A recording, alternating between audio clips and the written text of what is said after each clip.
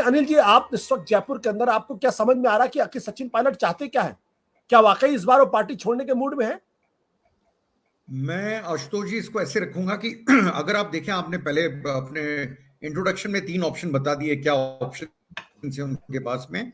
मेरा मानना यह है कि अभी तो वो टेस्टिंग द वाटर्स वाला जो हिसाब होता है, he is trying to test the waters, और प्रेशराइज करने की कोशिश कर रहे हैं सेंट्रल लीडरशिप को कि मेरी तरफ देखा जाए और मुझे कुछ दिया जाए। अब वो जो चीज मांग रहे हैं वो 99% है कि मेरे को सीएम बनाया जाए।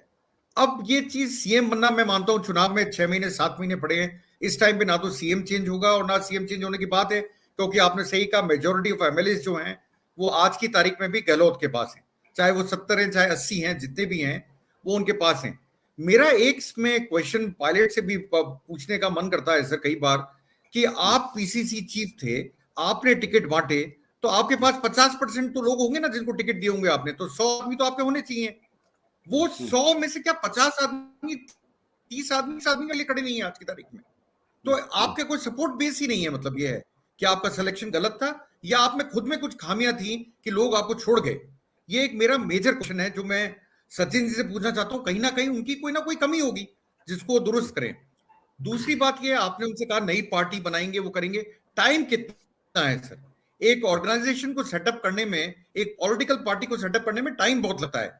अभी मेरे को पता लगा कि बीएसपी ने कुछ फीलर्स भेजे हैं कि आप हमारे यहां आ जाइए, हनुमान बेनीवाल भी फीलर्स भेज रहे हैं, आप भी फीलर्स भेज रही है। आगे का रास्ता क्या होगा? एक तरह से अगर मैं भास्कर में अभी रंधावा जी का इंटरव्यू पढ़ रहा था, उसमें वो बोल रहे हैं कि पब्लिक प्लेटफॉर्म पे जाने की जरूरत क्या थी। मैं जब जब जयपुर आया तब तक पायलट जी को फोन करा, तब तक मैं उनसे मिला, उन्होंने मेरे से कभी इस बारे में शिकायत नहीं करी। मैं कल जा रहा हूं, देखूंगा, बात करूंगा, उसके बाद खुलासा करूंगा। पवन खेड़ा तो एक कदम आगे गए, उन्होंने तो यहां तक अपने स्टेटमेंट में कह दिया कि इसकी भी जांच करेंगे हम कि सरकार तोड़ने के लिए उस टाइम क्या हुआ था। तो मैं देख रहा हूं, एक तरफ आप देखें कांग्रेस में भी धीमे धीमे अब कांग्रेस भी मन बनाने लगी कि शायद सचिन छोड़ दें। पर मेरा मानना यह है कि सचिन कांग्रेस के लिए कुछ भी हो असेट है। कांग्रेस को ये लाइबिलिटी नहीं है। जो हरकतें कर रहे हैं वो मैं मानता हूं कि थोड़ी बहुत पॉलिटिकल, मैं सवेरे भी बोला था, पॉलिटिकल एस्ट्रोटनेस की अशोक गहलोत के कंपैरिजन में उनको समझ कम है।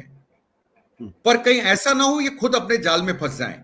तो कल इन्होंने एक और अकलमंदी करी, आप देखें तो कल राहुल गांधी वायनाड में है और इन्होंने भी वही तारीख पसंद कर ली। आप अपने लीडर को भी एक तरह से चैलेंज कर रहे हो। जब सूरत में कोर्ट में जजमेंट आया, उसके बाद आपने कहीं सचिन पायलट का फोटो देखा? मैंने एक या 2 ट्वीट देखे मुश्किल से उनके, उसके ऊपर कहीं पे भी सचिन पायलट नजर आए। अशोक गहलोत पहले आदमी थे जो अपने लीडर के लिए सूरत पहुंचे और उन्होंने वहां पे प्रेस कॉन्फ्रेंस भी करी। पायलट कहां थे इस पूरे एपिसोड में? क्या आप पहले से ही सोच के बैठे थे कि मुझे आगे क्या करना है? क्या ये अनशन पहले से प्लान था? क्या ये स्क्रिप्टेड है? स्क्रिप्टेड दिल्ली में बैठ के एक पॉलिटिकल पार्टी ने करा और आपने आगे इसको यहां पढ़ दिया? इसके पीछे क्या है? आगे क्या होगा? रूमर्स बहुत हैं कि शायद सचिन पायलट अपनी पार्टी बनाए, पर पार्टी 6 महीने पहले नहीं बनती है। ऑर्गेनाइजेशन आपका ग्राउंड लेवल पे बनाना बड़ा मुश्किल होता है।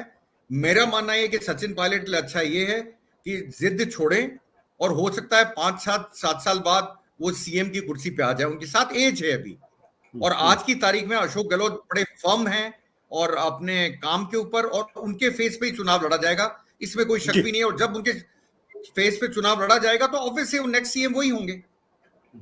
सत्य हिंदी का ऐप डाउनलोड करें गूगल प्ले स्टोर पर।